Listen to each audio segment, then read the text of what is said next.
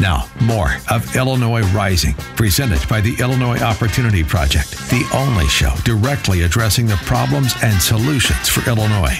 Now, from AM 560, here's Dan Proft. Dan back with Brian Timponi on this edition of Rising, and Spalding is certainly doing his best to try and keep former Governor Bruce Rauner hanging on in this gubernatorial race, Brian.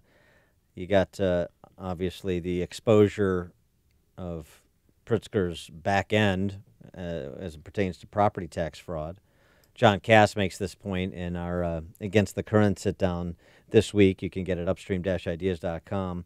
The most offensive thing is not just the fraud that the Pritzkers committed on the taxpayers of Cook County by yanking the toilets out of their house mansion, but also that he used his wife as a human shield, basically saying, hey, it wasn't my call, that was my wife's call. Send her to jail.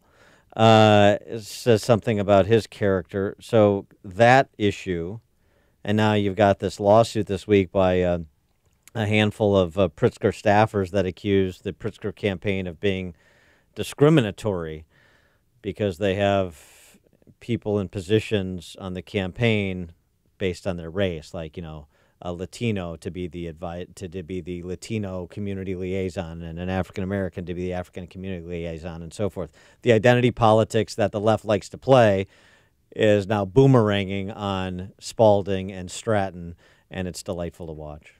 It is delightful to watch. It's what we've kind of predicted. Eventually, this PC culture would eat up the people who try to exploit it. You know, of course, what's so interesting about this. We saw that study that came out this week about who likes PC culture, who believes in political correctness. It is basically guilty, rich, over, quote, educated, unquote, white people. The 80% of the country opposes so-called political correctness, which is a euphemism for lies. Right. So in this case, the idea of having a liaison to any community, to me, is kind of like dehumanizing and grotesque. You know, which, by the way, both parties do. Governors right. have in their state offices. Right, and who Attorney General does. Yeah, you don't know who asked for that. Was it the black community and in the Mexican community? They said we need a liaison who's going to speak our way to us, or was it some white politician who said, "Let me pander a little"? Either way, the intentions were wrong, and it leads to this. I mean, look, what's real interesting about the people who filed this lawsuit is, can you imagine hiring petulant people like this? Do you read the claims they make? I mean, this is the world they live in. This is what they expect. Like, I'm 22. I expect respect in this campaign. I went to DePaul and I have a degree. I mean, it does make me scared for hiring young people, because I mean, people like this are it's true. Cancer. It's difficult to figure out who is the more detestable here, the Pritzkers and the Strattons who exploit race and gender and so forth to balkanize people, or the 22-year-olds who think that they deserve this and they deserve that and they call the shots, and if they don't get what they want, then they're entitled to claim discrimination based on identities nobody cares about except them. It, I think, explains a lot of the violence and the tantrums that we see today across the country, these street protests and screaming and yelling, is that when you tell people, hey, go to college, get this women's studies degree, you're important, you're special, you're successful, and then they find out that they're not, the only reaction they can have is this tantrum. So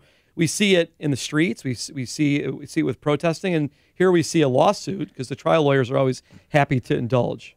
Now the question is, does either of these big stories, the property tax fraud story, the racial discrimination complaint story, do they change the trajectory of the race? Do they give Rauner any chance to close in the last couple of weeks? No. Why?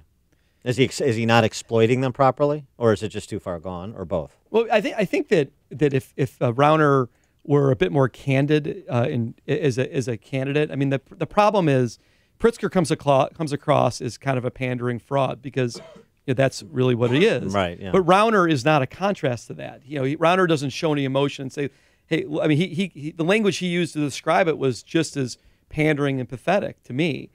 I mean, what he should be saying is, "Look, why are we looking at anyone's race or ethnicity or their so-called gender or whatever anything else? Why can't we just judge people for who they are?"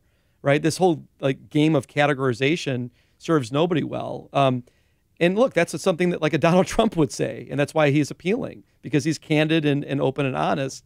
So what I'm saying is that it would work if there were a contrast to Pritzker, but we don't have that in this campaign. And what about on the property tax fraud story? I mean, you think, and we spend a lot of time covering property taxes. I'm spending a lot of money in support of candidates trying to focus people's attention on property taxes and by extension, their home value. Is that being improperly exploited by the Rauner campaign, or are we just whistling past the graveyard on property taxes?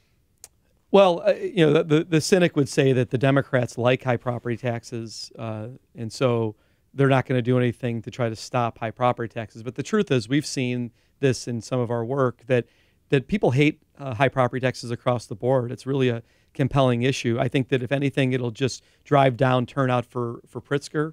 But I don't think it moves people over.